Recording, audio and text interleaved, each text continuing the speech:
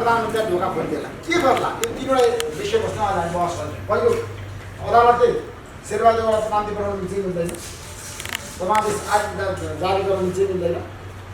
दोस्रो, संविधान पुनर्स्थापना भयो भने कुन चाहिँ किसिमको हुन्छ, कस्तो किसिमको हुन्छ, जस्तो संविधानको धारा 76 को 4 अनुसार विश्वासमा दिनलाई आग्रह गर्छ कि अथवा दुवै चाहिँ प्रधानमन्त्रीका उम्मेदवारहरूलाई विश्वासमा दियो जो चाहिँ आधिकारिक हुन्छ त्यसैले प्रधानमन्त्री बन्न सक्छ भनेर निर्देशन दिन्छ कि दुईटा प्रधानमन्त्री बनाइदिन्छ कि अथवा चुनावमा जानलाई ढोका खोलिदिन्छ कि के गर्ला? चौतर्फी चिया छाएको छ। त्यसैले गर्दाखेरि म यसबारेमा आज दुईजना हाम्रो बिचमा वरिष्ठ अधिवक्ताहरू हुनुहुन्छ, एकदम तपाईँले चिनेको, बुझेको, जानेको, नारी छानेको र राम्रोसँग अदालतदेखि लिएर संविधान इजलासदेखि लिएर हरेक ठाउँमा बहस गर्न काबिल व्यक्तित्व हुनुहुन्छ रमण श्रेष्ठ र सुरेन्द्र भण्डारी। यहाँ दुई बेलामा कार्यक्रम स्वागत गर्न चाहन्छु। र अब सुरेन्द्र भण्डारी ठ्याक्कै के भन्छ तपाईँ एकदम बुझागत रूपमा आएर बताउनुहोस्। नयाँ क्लास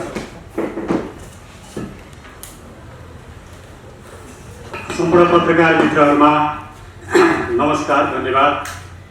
ऋषिजीलाई पनि धेरै धेरै धन्यवाद। आज रमनजी र म दुईजना यहाँ छौँ। हाम्रा विचारहरू सायद मलाई लाग्छ फरक फरक विचारहरू आउलान्, त्यो रमाइलो हुनेछ। ऋषिजीले राख्नुभएको जुन प्रश्न छ 28 गते सम्भावित रूपमा हुने निर्णयको सम्भावना के छ भन्ने विषयमा अदालतले के निर्णय गर्छ, कस्तो निर्णय गर्छ भन्ने बारेमा अनुमान गर्न सकिँदैन। कानुन व्यवस्थाहरूले आफ्ना धारणा राखेर बहस गर्ने हुन् र स्वयं न्यायाधीशहरूलाई पनि आन्तरिक रूपमा छलफल गरेर निष्कर्षमा नपुगेसम्म उहाँहरूलाई नै पनि के निर्णय हुन्छ भन्ने कुरो थाहा हुँदैन। त्यसैले अहिले हामीले यहाँ गर्ने विश्लेषण भनेको अनुमान मात्रै हो, एउटा बौद्धिक विश्लेषण मात्रै हो। र यस परिप्रेक्ष्यमा मलाई लाग्छ मैले कुनै पक्षको लयरको रूपमा भन्नुभन्दा पनि सम्भावित निर्णय के होला भन्ने अनुमान एउटा विश्लेषण गर्दाखेरि मैले 4 अवस्थाहरू देख्छु। पहिलो अवस्था, शेरबहादुर देउवाजीले जे निवेदन गर्नुभएको छ, जे मागदाबी राख्नु भएको छ, अर्थात् मलाई प्रधानमन्त्री बनाइयोस् भन्ने जुन मागदाबी छ त्यही बमोजिम शेरबहादुरजीलाई प्रधानमन्त्रीमा नियुक्ति गर्नु भनेर राष्ट्रपतिको नाममा प्रमादेश हुने एउटा सम्भावना। दोस्रो सम्भावना, प्रधानमन्त्री केपी ओलीले शेरबहादुर देउवाजीको रिट निवेदन खारेज हुनुपर्दछ। राष्ट्रपतिले गर्नुभएको निर्णय संविधान सम्मत छ। त्यसैले धारा 76(5) अन्तर्गत सरकार बन्न नसके पछाडि स्वाभाविक रूपमा संसद विघटन हुन्छ, तसर्थ निर्वाचनमा जानुपर्दछ भन्ने प्रधानमन्त्री केपी ओलीको जुन भनाइ छ त्यसैलाई समर्थन गर्ने दोस्रो विकल्प हुन सक्छ।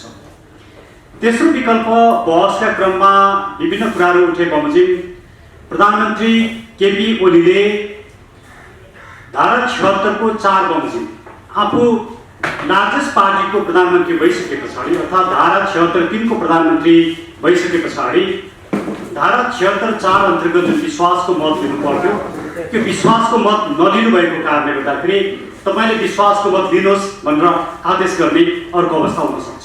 तेस्रो अवस्था। चौथो अवस्था, प्रधानमन्त्री केपी शर्मा ओलीको 153 जना सहितको दाबी र माननीय शेरबहादुर देउवाको 149 जना सहितको दाबी। यी दुईटै दाबी मध्ये कसले धारा 76(5) अन्तर्गत विश्वासको मत प्राप्त गर्न सक्दछ र कसले सरकार बनाउन सक्दछ भन्ने कुरा स्वयं संसदबाट नै परीक्षण गरिनु पर्दछ र संसदले नै यसको निर्णय गरोस् भनेर दुवैको निवेदनलाई, दुवैको दाबीलाई संसदमा परीक्षण गर्नु भनेर पठाउने चौथो विकल्प, 4वटा विकल्प हुन सक्छन्। यी 4वटा विकल्पका के कस्ता परिणामहरू होला, सम्भावित परिणाम, यसको संवैधानिक पक्ष के होला भन्ने बारेमा म थोरै आफ्नो कुराहरू राख्छु। सबभन्दा पहिला म चौथो विकल्पबाट सुरु गर्छु, अर्थात् प्रधानमन्त्री ओली र माननीय शेरबहादुर देउवा दुवैको दाबीलाई संसदमै गएर परीक्षण गर्नुहोस् र विश्वासको मत कसले लिन्छ त्यहीबाट परीक्षण गर्नुहोस् भनेर अदालतले भन्यो भने यदि यो हामीले अनुमान गरेको अवस्थामा र अदालतले यही अनुमान अनुसारको निर्णय गरिदियो भने त्यस्तो अवस्थामा मैले मुलुकको राजनीति एकदमै सङ्कटपूर्ण हुने र धेरै ठुलो समस्या आउने मैले देखेको छु। किनभने देउवाजीले मान्नुहोस् विश्वासको मत लिनका लागि जब उहाँ मतदानमा जानुहुन्छ, संसदमा मतदान हुन्छ, त्यो मतदान हुँदाखेरि देउवाजीले दाबी गरे जस्तै उहाँको पक्षमा 146 जना पुगेको खण्डमा ओलीजीले के भन्नुहुन्छ भने हामीले नेकपा एमाले व्हिप जारी गरेका छौँ। यदि उहाँले व्हिप जारी गर्नुभयो भने र हामीले व्हिप जारी गरिसके पछाडि हाम्रा 23 जना या 26 जना सांसदहरूले शेरबहादुरजीको पक्षमा दिएको मतदानको गणना हुनु हुँदैन। त्यसैले सभामुखले यो गणना गर्नु हुँदैन र सभामुखले यदि गणना गर्नुभयो भने सभामुखले गरेको गणना चाहिँ गलत छ, गैर संवैधानिक छ, गैर कानुनी छ भनेर उहाँ अदालतमा चुनौती दिन आउनुहुन्छ, मुद्दा अदालतमा आउँछ। त्यो 26 जना सांसदले दिएको मतदान वैध छ कि अवैध छ भन्ने विषयमा मुद्दा अदालतमा आउँछ र मुद्दा अदालतमा आएपछि संसदले रेकमेन्ड गरेको प्रधानमन्त्री शेरबहादुर देउवाजी र हाल भइरहेको प्रधानमन्त्री केपी शर्मा ओलीजी, यस्तो अवस्थामा मुलुकमा दुईटा प्रधानमन्त्री एकैबाजी सामल्टेनियसली दुईटा प्रधानमन्त्री हुने अवस्था आउँछ। संसदले आफूले रेकमेन्ड गरेको व्यक्ति, संसदमा विश्वासको मत लिएको व्यक्तिलाई प्रधानमन्त्री नियुक्त होस् भनेर राष्ट्रपतिमा सिफारिस गर्छ। अब राष्ट्रपतिले देउवाजीलाई नियुक्त गर्नुभयो भने समस्याको समाधान होला, तर देउवाजीलाई नियुक्त गरिदिनु भएन टाइममा र तुरुन्तै मुद्दा अदालतमा पुग्यो र अदालतले स्टे अर्डर जारी गर्यो भने यस्तो अवस्थामा जब दुईटा प्रधानमन्त्री मुलुकमा हुन्छन् त्यसले एउटा ठुलो राजनीतिक सङ्कट निम्त्याउने सम्भावना म देख्छु। एकातिर भने संवैधानिक रूपमा हाम्रो यो संविधानले 2072 सालको संविधानले संसदबाट प्रधानमन्त्री छानिने, निर्वाचित हुने, नियुक्त हुने व्यवस्था गरेको छैन। अहिलेको यो प्रणाली, यो संविधान अन्तर्गत प्रधानमन्त्री केवल राष्ट्रपतिले मात्रै नियुक्त गर्न सक्छन् या राष्ट्रपतिबाट मात्रै नियुक्त हुन सक्छन् र राष्ट्रपतिलाई संविधानले दिएको अधिकारभन्दा बाहिर गएर 63 सालको संविधान जस्तो या संविधान सभाले प्रस्ताव गरे जस्तो, संविधान सभाले केसम्म प्रस्ताव गरेको थियो भने राष्ट्रपतिले सबै दलको प्रतिनिधित्व सहितको मन्त्रीमण्डल निर्माण गर्ने र राष्ट्रपतिकै अध्यक्षतामा मन्त्रीमण्डल निर्माण हुने भन्ने प्रस्ताव पनि गरेको थियो। राष्ट्रपतिलाई एउटा एक्टिभ राष्ट्रपतिको रूपमा परिकल्पना गरिएको थियो, जबकि त्यो कुरा अहिलेको संविधानमा छैन। 63 सालको जस्तो संसदमा नै निर्वाचित भएर प्रधानमन्त्री बन्ने व्यवस्था पनि अहिले छैन। यदि मैले भनेको चौथो विकल्पमा मुलुक गयो भने त्यसले संवैधानिक रूपमा पनि संविधानलाई पनि नजरअन्दाज गर्दछ, संविधान पनि ओभरलुक हुन्छ भने मुलुकमा दुईटा प्रधानमन्त्री हुने र त्यसले सङ्कट निम्त्याउने, राजनीतिक सङ्कट निम्त्याउने काम गर्छ भन्ने मलाई लाग्छ। अब तेस्रो विकल्प अर्थात् धारा 76 को 4 अन्तर्गत प्रधानमन्त्री ओलीले विश्वासको मत लिनुपर्छ भनेर भन्ने हो भने धारा 76 को 4 अन्तर्गत, धारा 76 को 3 अन्तर्गत नियुक्त प्रधानमन्त्री अर्थात् लार्जेस्ट पार्टीको प्रधानमन्त्रीले विश्वासको मत लिने कुरा हो। लार्जेस्ट पार्टीको प्रधानमन्त्रीले विश्वासको मत लिन्छु भन्नुको अर्थ चाहिँ म विश्वासको मत लिएर प्रधानमन्त्री कन्टिन्यू हुन्छु भन्नु हो। तर म विश्वासको मत लिन्न भन्नु चाहिँ म धारा 76(3) अन्तर्गतको प्रधानमन्त्री बन्दिनँ भन्नु, अरू धारा अन्तर्गतको प्रधानमन्त्री म बन्दिनँ भन्ने होइन। त्यहाँनिर अहिले विवाद आइरहेको कुरा के छ भने मार्ग प्रशस्त गरेपछि त उहाँ उम्मेदवारै हुन पाउनुहुन्न, उहाँले अर्को उपधारा अन्तर्गत प्रधानमन्त्रीमा दाबी गर्न पाउनुहुन्न भन्ने जुन विवाद आइरहेको छ। म धारा 76(3) अन्तर्गतको प्रधानमन्त्री हुन्न भन्ने व्यक्तिले म धारा 76(5) अन्तर्गत प्रधानमन्त्री हुन्न भनेर त्यसलाई चाहिँ आफ्नो दाबी छोडिदिने भन्ने कुरा यो संविधानले परिकल्पना गरेको छैन। किनभने धारा 76(1) को प्रधानमन्त्री धारा 76(2) अन्तर्गत प्रधानमन्त्री हुन सक्दो रहेछ, धारा 76(2) को प्रधानमन्त्री धारा 76(3) अन्तर्गत प्रधानमन्त्री हुन सक्दो रहेछ। यो त हाम्रो अभ्यासले, संविधानले, कन्स्टिट्युसन कन्भेन्सनले प्रश्न पारिसकेको कुरा हो। त्यसैले 1 बाट 2, 2 बाट 3 मा प्रधानमन्त्री हुन सक्ने व्यक्ति 3 बाट 5 मा प्रधानमन्त्री हुनको लागि संविधानले रोकेको अवस्था छैन। त्यसले मार्ग प्रशस्त गर्नुको अर्थ चाहिँ धारा 76(5) मा जान पाउँदिन भन्ने होइन। अब यहाँनिर विवाद के आउँछ भने धेरै पार्लियामेन्ट्री डेमोक्रेसीमा म विश्वासको मत लिन्न भन्न पाइन्छ र विश्वासको मत नलिएका थुप्रै उदाहरणहरू छन्। विश्वासको मत नलिकन संसद विघटन गरेको उदाहरण पनि छन्, विश्वासको मत नलिकन अर्को सरकार भएका उदाहरणहरू पनि छन्। त्यसैले प्रधानमन्त्री ओलीले यसबाट रोज्नु भएको विकल्प चाहिँ के हो भने म धारा 76(3) अन्तर्गतको प्रधानमन्त्रीमा म कन्टिन्यू हुन्न, म विश्वासको मत लिन्न भनेर भन्नुभएको। अब यस्तो अवस्थामा यदि अदालतले तपाईले विश्वासको मत लिनुपर्छ, धारा 76(4) को प्रक्रिया पूरा गर्नुपर्छ भन्ने हो भने धारा 76 को 4 मा विश्वासको मत लिन्न भन्न नपाउने गरी संविधानमा परिमार्जन हुन्छ। त्यो परिमार्जन चाहिँ संविधानको उद्देश्य अनुकूल हुँदैन र पार्लियामेन्ट्री डेमोक्रेसी अनुकूल पनि हुँदैन। त्यसले पनि संविधानमा एक किसिमको सङ्कटमा आउँछ भन्ने मलाई लाग्छ।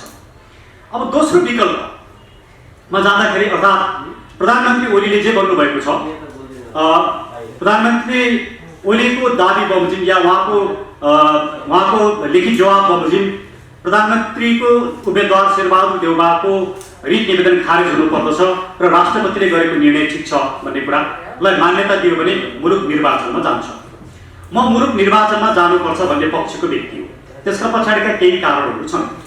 पहिलो कारण के हो भने अहिलेको यो जुन सङ्कट छ, यो सङ्कट भनेको राजनीतिक असफलताको सङ्कट। सरकार बन्न नसक्ने, पार्लियामेन्ट चल्न नसक्ने, दलहरू विघटित हुने, दलहरूभित्रको विवादन हुने, कुनै पनि दल एक भएर बस्न नसक्ने र आफ्नो दलले मात्रै कसैले पनि सरकार बनाउन नसक्ने, अर्को दलका सांसद नलिकन, फ्लोर क्रस नगरिकन सरकार बन्न नसक्ने अवस्था देखा परेको छ। यस्तो अवस्था भनेको चाहिँ राजनीतिक रूपमा असफलताको अवस्था। यो असफलताको सम्बोधन केवल निर्वाचनबाट मात्रै हुन सक्छ। यसलाई टालटुल गरेर या पुनः संसद विउता आएर हुन सक्दैन। अब यसका केही राजनीतिक पक्षहरू पनि छन्। अब त्यो राजनीतिक पक्षलाई हेर्दाखेरि चाहिँ अब अहिलेको यो संसदमा देखिएको एउटा जुन किसिमको समीकरण, जो शेरबहादुर देउवाजी यदि प्रधानमन्त्री हुनुभयो उहाँ जसरी एमसिसीको पक्षमा देखिनु भएको छ, एमसिसी पास होला भन्ने एकातिर डर छ। अब यो चाहिँ एउटा राजनीतिक विश्लेषण मात्रै हो। त्यसैले म यो संसद एमसिसीको पक्षमा उभियोस् भन्ने पनि म चाहन्छु। त्यसले अहिलेको संसदले जसरी वाइड लगायतका विभिन्न करप्सनहरूमा यसले करप्सनलाई नियन्त्रण गर्न सकेन, सरकारलाई रिस्पोन्सिबल अकाउन्टेबल बनाउन सकेन र जसरी मुलुकमा करप्सन देखिएको छ, इभन कोभिडको सन्दर्भमा पनि कोभिडको भ्याक्सिन खोप ल्याउने सन्दर्भमा कमिसनको कुरालाई समेत रोक्न सकेन पार्लियामेन्टको भूमिका देखिएन। यी सबै कारणले गर्दा यस्तो निरीह बनेको पार्लियामेन्टलाई राख्ने, त्यही करप्सनलाई यथावत राख्ने, जोडाजोडीलाई संसदमा राख्ने, एमसिसीको जुन एउटा डर छ त्यो डरलाई निरन्तरता दिने, एमसिसी पास गर्ने बाटोमा लाने, यी सम्पूर्ण कुराहरूभन्दा नागरिकमा गएर निर्णय गर्नु उपयुक्त हुन्छ भन्ने मेरो तर्क हो। मैले संसदीय अर्को एउटा पक्ष के छ भने धारा 76 को 2 र धारा 76 5 मा संवैधानिक रूपमा भिन्नता छ। धारा 76 को 2 मा बहुमत प्राप्त 2 वा 2 भन्दा बेसी दलको समर्थनमा बहुमत प्राप्त गर्नु नै पर्याप्त हुन्छ। म बहुमत प्राप्त गर्न सक्छु भन्ने दाबी गर्नु नै पर्याप्त हुन्छ। यस्तो किसिमको अभ्यासलाई प्रोबेबिलिटी भनिन्छ, सम्भाव्यता। सम्भाव्यता भनेको 50% हुन पनि सक्छ, 50% नहुन पनि सक्छ। एउटा कोइन हामीले टस गर्यो भने त्यसको टेल पनि आउन सक्छ, हेड पनि आउन सक्छ। धारा 76 को 2 भनेको प्रोबेबिलिटीमा आधारित व्यवस्था हो। धारा 76 को 5 भनेको त्यसले प्रोबेबिलिटी मान्दैन, त्यसले निश्चित सुनिश्चित सर्टेनिटी माग गर्छ। आधार भनेको चाहिँ सुनिश्चित हुनुपर्छ। आधारका केही पक्षहरू छन्। कुनै पनि कुरा आधार हुनको लागि त्यो सैद्धान्तिक रूपमा प्रष्ट हुनुपर्छ। पहिलो कुरा तथ्यगत रूपमा त्यो निर्विवाद हुनुपर्छ। त्यसले त्यो निर्णयको सहीपना, त्यसको ट्रुथफुलनेसलाई त्यसले प्रमाणित गरेको हुनुपर्छ। त्यसले संस्थागत रूपमा त्यो दिगो हुनुपर्छ। यी आधारका जुन एउटा सैद्धान्तिक पक्षहरू छन्, ती सम्पूर्ण सैद्धान्तिक पक्षलाई हेर्ने हो भने के देखिन्छ भने सबभन्दा पहिला त धारा 76 5 मा भएको व्यवस्था, जसले धारा 76 2 लाई रिफर गरेको छ, 2 वा 2 भन्दा बेसी दललाई रिफर गरेको छ, त्यो अनुसार धारा 76 5 मा निर्दलीय रूपमा सरकार बन्न सक्दैन। यसले दलीय संरचनालाई, हाम्रो जुन सरकारको परिकल्पना छ, हाम्रो शासकीय संरचनाको जुन दलीय परिकल्पना छ, त्यो दलीय परिकल्पनालाई 76 5 ले अन्त्य गर्न सक्दैन। त्यसैले अहिले देउवाजीले लिएर गएको जुन मागदाबी निवेदन छ राष्ट्रपतिको भएको दाबी, नेपाली कांग्रेस र माओवादी केन्द्रको लागि चाहिँ दलीय समर्थन, एमालेका 26 जना र जसपाका 12 जनाको चाहिँ स्वतन्त्र। उहाँको आफ्नो दाबी आफैमा खण्डित छ। यदि उहाँले कि त दलीय रूपमा जानु पर्थ्यो कि त स्वतन्त्र रूपमा जानु पर्थ्यो। आफूले दुईटै किसिमको दलीय रूपमा पनि जाने, स्वतन्त्र रूपमा पनि जाने। अनि अदालतमा गएर धारा 76 5 ले हुइप माग्दैन, हुइप लाग्दैन, स्वतन्त्र रूपमा जान सकिन्छ भनेर जुन किसिमका तर्कहरू आए, यो तर्क चाहिँ सस्टेनेबल जस्तो मलाई लाग्दैन। हुन त यसको खण्डन रमनजीले गर्नुहुनेछ, शेरबहादुरजी पनि आउनु भएको छ। अब धारा 76 को 5 मा यदि हुइप नलाग्ने हो भनेदेखि लोकतन्त्रको सबैभन्दा कोर भ्यालु नै के हो भने एउटा दलबाट निर्वाचित भएर आएका व्यक्तिहरूले आफ्नो दलको सरकार टिकाउनुपर्छ, आफ्नो दलप्रति आस्था हुनुपर्छ र आफ्नो दलको सरकार गिराएर अर्को दलको सरकार बनाउन प्रयास गर्न हुँदैन। यो सिद्धान्तलाई के भनिन्छ भने एन्टी डिफेक्सन लले कन्ट्रोल गर्छ, हर्स ट्रेडिङ, फ्लोर क्रसिङ भनेर यस्ता कुरालाई रोकिएको हुन्छ।